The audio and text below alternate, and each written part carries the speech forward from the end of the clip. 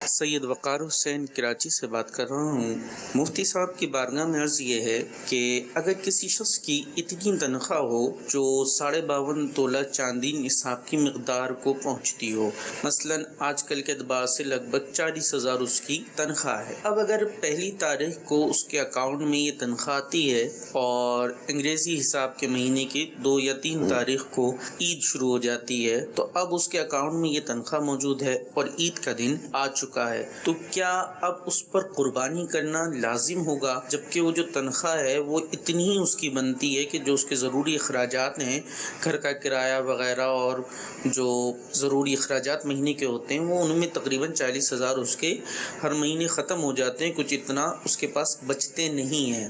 تو hand to mouth ہی وہ شخص رہتا ہے۔ تو کیا ایسی شخص پر قربانی لازم ہوگی؟ جبکہ اگر وہ ان 40,000 جو تنخواہ ہے جو کہ اس کی ضروریات زندگی میں ہی خرچ ہو جاتی ہے اس مہینے کے آخر تک، تو اگر اس میں وہ قربانی کر دیتا ہے تو پھر اس کے بعد تو اس کے لیے وہ مہینہ گزارنا ہی بڑا مشکل ہو جائے گا، تو ایسی صورت کے اندر کیا حکم ہوگا؟ ٹھیک ہے جی، سوال بڑا آسان ہے، سمپل ہے، بہت خوبصورت سوال ہے، لیکن جواب کے لیے تہ میں داخل ہونا ضروری ہے۔ دیکھیے، پہلی بات تو یہ ہے کہ قربانی واجب ہونے کے لیے جی پورے سال کی مالی حیثیت کا اعتبار نہیں ہوتا۔ ٹھیک ہے، جو ایام قربانی ہے، جی 10، 11، 12 ذوالحجہ، ان ایام کے اندر مالی استطاعت کیا ہے اس کو سامنے رکھا جاتا ہے، ٹھیک ہے، صرف ٹھیک ہے، تو معاملہ قدر محدود ہو گیا۔ صحیح، یہ ہے پوائنٹ نمبر 1۔ ٹھیک ہے، پوائنٹ نمبر 2 یہ ہے کہ 10 سے پہلے آپ کی مالی حیثیت کیا ہے اس پر ہم گفتگو کریں گے۔ ظاہر بات ہے جب 10 کا دن آئے گا تو وہی مالی حیثیت رہے گی، ہم جی اسی اس پر گفتگو کر رہے ہیں۔ تو اگر آپ کی مالی حیثیت ایسی ہے کہ آپ کے پاس 52.5 تولہ چاندی کی مقدار جو بنتی ہے اس کے اعتبار سے کیش موجود ہے، یا زائد ضرورت ساز و سامان کو دیکھیں اس کی قیمت ملا کر آپ کی ملکیت میں اتنا سامان پایا جا رہا ہو، اور بھی دیگر چیزیں ہیں،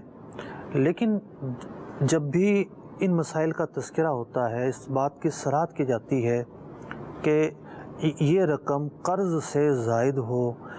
یہ رقم حاجت اصلیہ سے زائد ہو۔ جی اب حاجت اصلیہ کیا چیز ہوتی ہے؟ دیکھیے، جو گھر کا کرایہ ہے جو آپ نے دینا ہے یہ حاجت اصلیہ میں شامل ہے۔ جو آپ نے راشن لا کے ڈالنا ہے، عام طور پر عادت یہ ہوتی ہے بندے کی کہ ہفتے 2 ہفتے کا راشن لے آتا ہے، ٹھیک ہے نا۔ بعض اوقات جو ہے وہ آج کل تو دور چلا گیا، لیکن پہلے تھا کہ ٹیلی فون کے کنیکشن لگے ہوتے تھے، ان کا بل چڑھا ہوتا تھا، جی بجلی کا بل چڑھا ہوتا ہے، گیس کا بل چڑھا ہوتا ہے، تو جو ڈیوز ہیں، واجب الادا جو ڈیوز ہیں، یہ جی پتہ ہے کہ اتنا جانا ہی ہے، جی ان کو بھی الگ کریں گے۔ جی تو حاجت اصلیہ میں کیا کیا چیزیں داخل ہوں گی، کیا کیا داخل نہیں ہوں گی، اصل سمجھنے کی یہ چیز ہے۔ جی تو ان کو الگ کر کے پھر یہ دیکھیں گے کہ آپ کی جو آپ کے پاس اس تاریخ کو جو مقررہ تاریخ ہے کتنی رقم موجود ہے۔ اس سے 1 دن پہلے آپ کے پاس 1 لاکھ روپے موجود تھے اور آپ نے غربا میں بانٹ دیے، اب آپ کا لاش ہیں، ٹھیک ہے، تو قربانی واجب نہیں ہوگی۔ صحیح، اگرچہ کہ آپ کو تھوڑا سا دھیان رکھنا چاہیے تھا تاکہ تہمت نہ آئے، اگرچہ کہ واجب نہیں ہو رہی ہے، ٹھیک ہے، لیکن اس پیریڈ کا اعتبار ہے کہ جو پیریڈ قربانی کا مقرر کیا گیا اس میں مالی حیثیت کیا تھی۔ ٹھیک، تیسری چیز یہ ہے کہ ہوتا یہ ہے کہ 40,000 کی سیلری والا ٹھیک ہے، اس کی ضروریات ہوتی ہیں، وہ ہینڈ ٹو ماؤتھ بھی ہوتا ہے، لیکن پھر بھی کچھ نہ کچھ بچت تو ہو جاتی ہے، 2-4 ہزار۔ اچھا، بعض اوقات ایسا ہوتا ہے کہ ایک آدمی لاکھوں پتی ہے جی لیکن اس پر قرضہ ہوتا ہے، ٹھیک ہے، اس نے کوئی گھر خریدا ہوتا ہے قرضہ لے کے، یا کسی بھی مد میں کوئی قرضہ اس پہ چڑھا ہوتا ہے، تو ایسی کیفیات ہوتی ہیں کہ اس کے پاس بالکل بھی نہیں بچتا، صحیح، تو قرضے کی رقم کو